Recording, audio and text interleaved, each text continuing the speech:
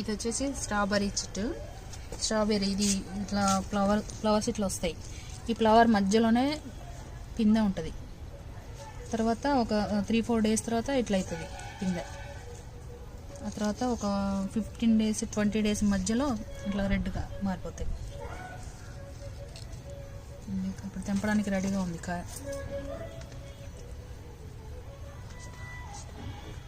ఇది first harvesting. అది తెంపుతున్నాం.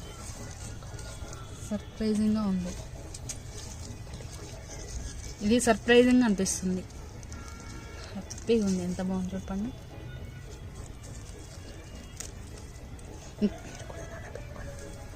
మీరు కూడా ఇది ఇలాగే పెట్టుకొని పెంచుకోవాలనుకుంటున్నాను. ఇది చాలా ఈజీగా గ్రో అవుతుంది.